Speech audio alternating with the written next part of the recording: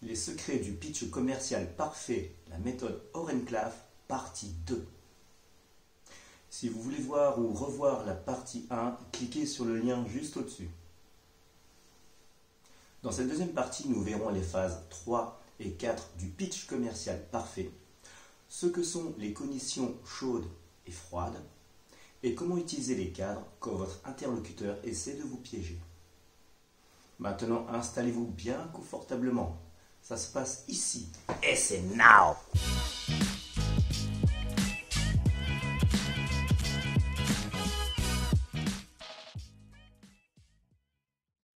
Bonjour à toutes et à tous, je suis Gérard Tienne, comédien improvisateur, orateur et formateur en communication. Ma mission, rendre vos prises de parole simples et efficaces.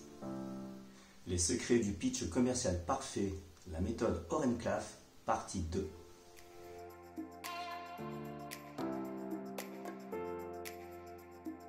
Phase 3. Proposer le marché. Dans la troisième phase du pitch, dites précisément à vos interlocuteurs ce que vous allez leur donner, quand et comment. S'ils jouent un rôle dans ce processus, expliquez clairement quelles seront leurs responsabilités et leurs attributions. Soyez bref, mais donnez des détails de qualité pour que votre auditoire comprenne parfaitement ce qu'il obtiendra. Et gardez bien à l'esprit que la chose la plus importante que vos clients obtiendront, c'est vous.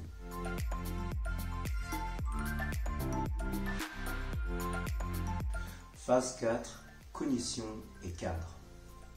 Quand vous arrivez à la fin de la troisième phase, vous avez retenu l'attention de votre auditoire pendant un bout de temps. Votre client connaît les éléments essentiels. Qui vous êtes? Pourquoi l'idée est importante? Comment elle fonctionne? Quel est l'ingrédient secret et ce qu'il obtiendra quand il rejoindra votre aventure? Mais c'est un pitch. Vous êtes là pour faire plus que simplement montrer et raconter. Il vous reste 3 minutes pour proposer quelque chose de si tentant que votre cible vous courra après pour signer avec vous.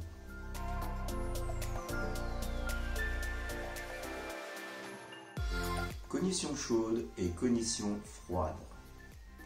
Le docteur Jérôme Brunner dit qu'il existe 2 modes de pensée, la cognition chaude et la cognition froide.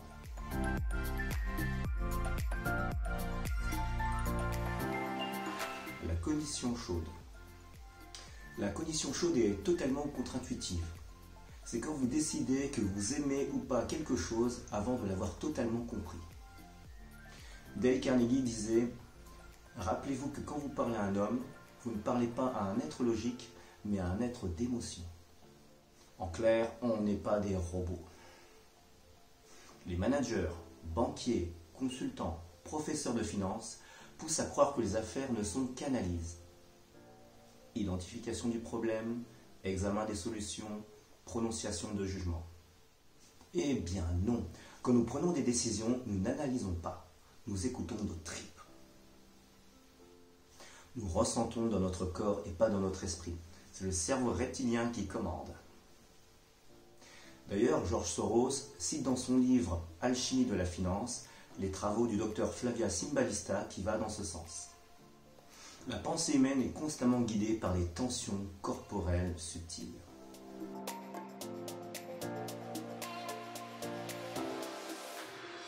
La cognition froide. La cognition froide est le deuxième mode de construction de la réalité. C'est le mode paradigmatique ou mode inspecteur. En mode paradigmatique, votre auditoire cible ne fera qu'une chose, analyser. Vos concepts créatifs et vos projections futures seront ignorés par le penseur analytique. Seuls compteront les faits bruts et froids. Et dans notre pitch, nous ne cherchons pas à nous entretenir avec la froideur d'un néocortex. Nous n'avons pas besoin que notre cible effectue une analyse quantitative de notre budget là, maintenant, tout de suite. Oui, nos chiffres seront étudiés de près, mais il y aura un moment plus propice à l'analyse froide, plus tard, une fois que la relation sera solidement établie. Pour éviter les analyses froides et raisonnées et les jugements dénués d'émotion, nous allons créer de la cognition chaude en cumulant les cadres.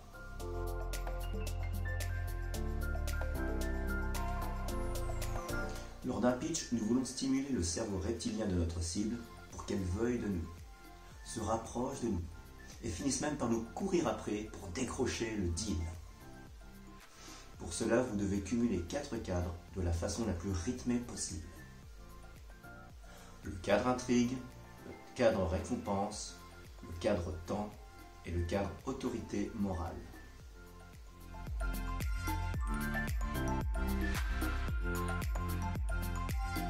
Cognition chaude numéro 1, le cadre intrigue.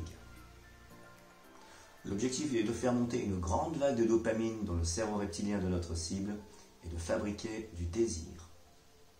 Pour cela, présentez une chose que la cible est certaine de vouloir, mais ne peut pas encore obtenir. Utilisez la puissance du storytelling.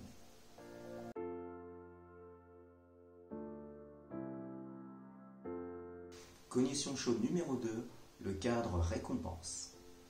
Le cadre récompense vous permet de vous positionner comme l'élément le plus important de l'affaire. Un cadre récompense réussi inverse le cadre. Les gens que vous démarchez ne sont plus votre récompense potentielle. Même si c'est vous qui faites un pitch, votre cible finit par vous courir après pour attirer votre attention. Le cadre récompense repose en majeure partie sur votre force de conviction. Le cadre récompense ne se limite pas aux mots ou aux explications. Il repose essentiellement sur la force de votre conviction concernant qui est ou quelle est la récompense.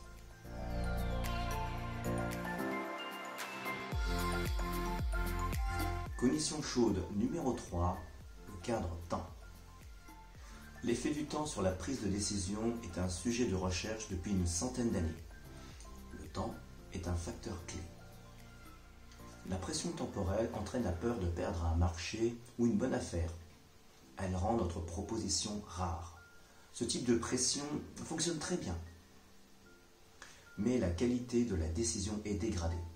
Or, nous ne voulons pas dégrader notre pitch avec une technique bas de gamme des années 80. Donc, trouvez le bon équilibre entre la bonne foi et la pression pour établir une contrainte temporelle honnête.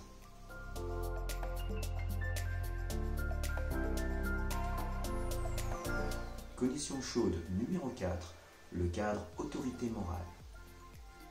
Le cadre autorité morale consiste à vous imposer comme le spécialiste dans le domaine que vous proposez. Vous êtes l'expert, la référence. Amenez l'interlocuteur sur votre terrain pour avoir un statut social élevé lors de votre interaction. Créez-vous un statut contextuel favorable. Votre capacité à créer une hégémonie situationnelle fera la différence entre vos réussites et vos échecs.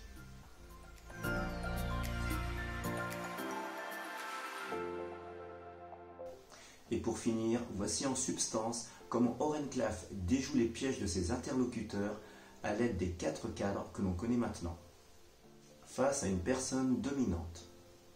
Si l'interlocuteur a une personnalité dominante, du genre alpha, très rentre-dedans, Oren Klaff utilise le cadre autorité morale, qu'il appelle aussi le cadre anti-puissance. Face à une personne analytique. Si la personne est plutôt analytique, du genre à compter au centime près, utilisez un cadre intrigue. Face à une supériorité numérique. Si vous êtes en infériorité numérique et que le jeu est faussé à votre désavantage, par exemple vous devez faire vite et en plus face à une personne non décisionnaire, les cadres temps et les cadres récompenses sont essentiels. Une fois déjoués tous ces pièges, vous pouvez accrocher votre interlocuteur avec un point d'ancrage et ainsi obtenir une décision favorable.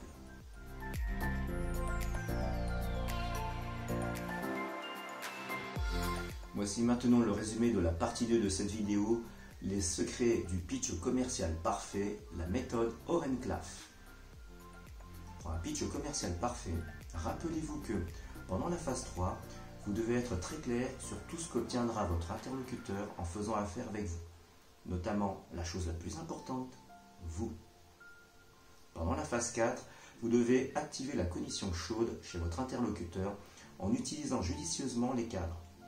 Le cadre intrigue, le cadre récompense, le cadre temps et le cadre autorité morale. Et une fois déjoués les éventuels pièges de votre interlocuteur, vous saurez susciter son intérêt et déclencher une décision favorable. Maintenant, vous connaissez tous les secrets du pitch commercial parfait, la méthode Oren-Claff. S'ils fonctionnent pour moi, ils fonctionneront pour vous. Si vous voulez d'autres trucs et astuces sur la prise de parole et le développement personnel, abonnez-vous à ma chaîne et mettez-moi un énorme like pour m'encourager. Et commentez, partagez, posez-moi vos questions, donnez-nous vos trucs et astuces pour présenter un pitch commercial parfait. Et suggérez-moi des thèmes pour de nouvelles vidéos. Et avant de nous quitter, rappelez-vous, faites les choses sérieusement, mais sans vous prendre au sérieux. À très vite les amis.